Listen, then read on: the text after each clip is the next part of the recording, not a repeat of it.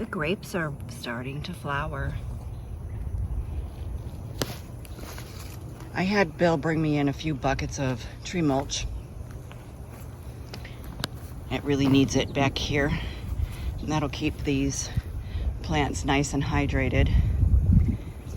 We don't get down here very often to water, so we need all the help we can get. So I'm just gonna spread this out and move on to something else.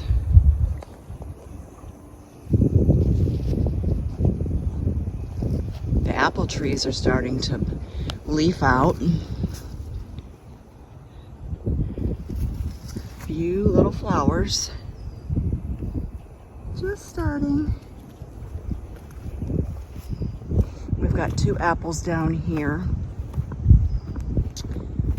And these ones are a little bit behind the upper orchard, but we are kind of on a little slope down here.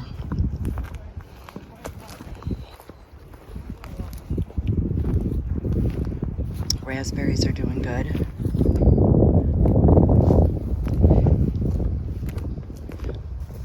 Elderberry tree.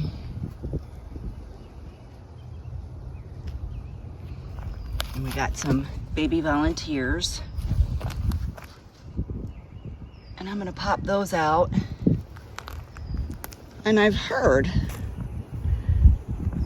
that if you plant them around your pond, then when the berries fall off, that it's good for your fish.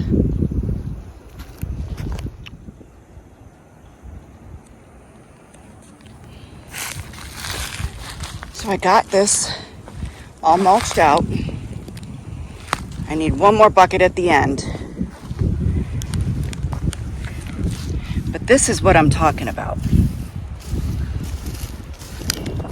These piles were pretty thick back here until I raked them all out. But look at how this stuff, it just holds the moisture. Keeps everything nice and moist. Cool underground, especially stuff that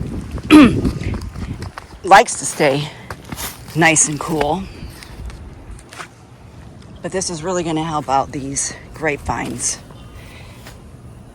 So I won't have to get down here and water as much. We'll let Mother Nature water for us. And if we need to supplement, we will. All right, so one more bucket to finish off, and we're good to go. And I'm thinking I might want to pop in some strawberries down here. One big row. See how it works. It's all about trial and error. If you don't try it, you're not going to know if it's going to work or not. And if it fails, so you come up with something else. But don't stop trying. That's the fun thing about gardening.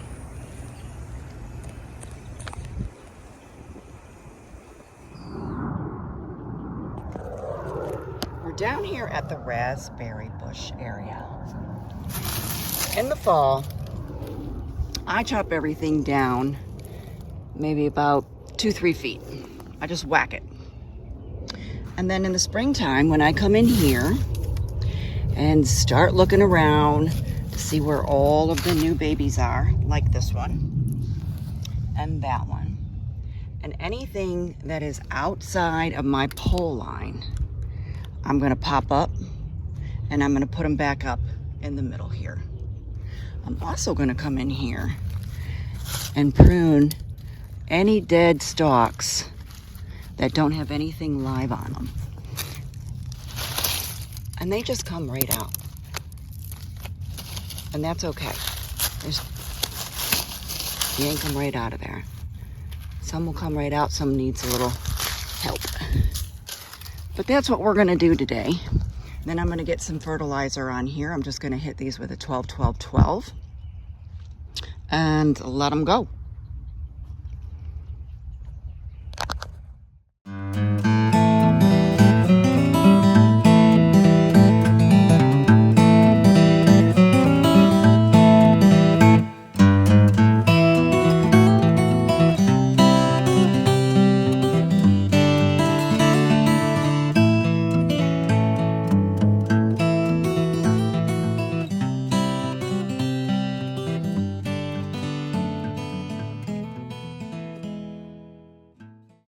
finally got a chance to get this all rototilled.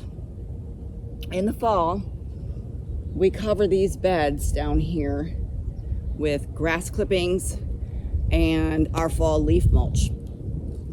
So I got that all turned in. So we got a good base going. Now I just got in here and created my burrows or furrows or whatever you want to call them. But the soil is excellent, as you can see, nice and dark. That means that our soil is very nutrient rich. When you've got a soil this dark, you know you've got a lot of good stuff coming in here. Chicken bedding. We put our ash from our wood stove in here, grass clippings, as well as the leaf mulch as well.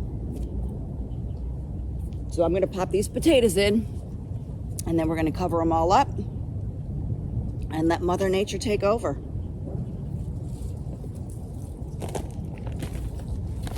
So we're going to grow a Yukon Gold, and they've already sprouted. So they've got a good head start.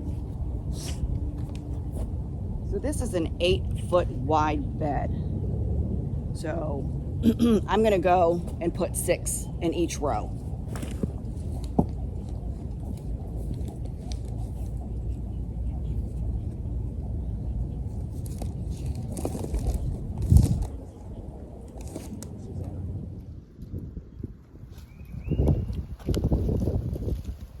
First row of potatoes.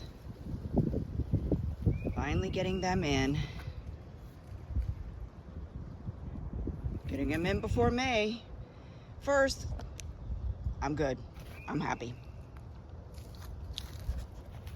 So we're going to cover these up, give them a good topping of mulch,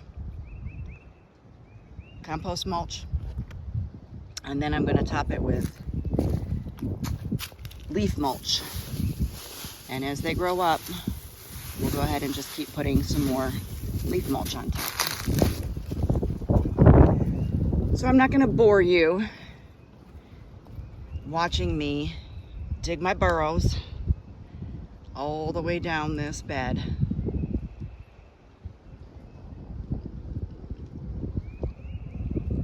So let me get busy, and then once they start popping up, I'll show you what it looks like.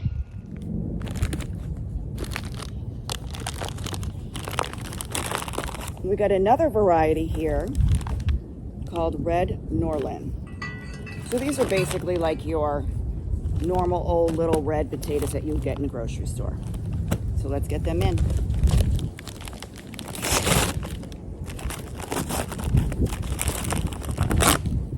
Hi, Willow. Come here. Hi. How are you feeling today?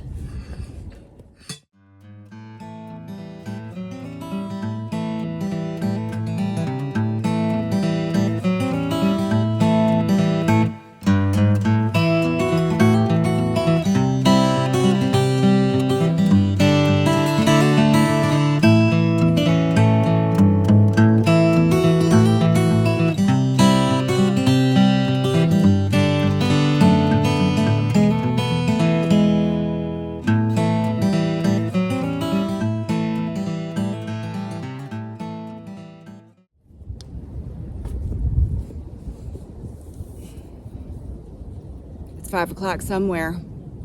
It's always 5 o'clock when I'm in the garden.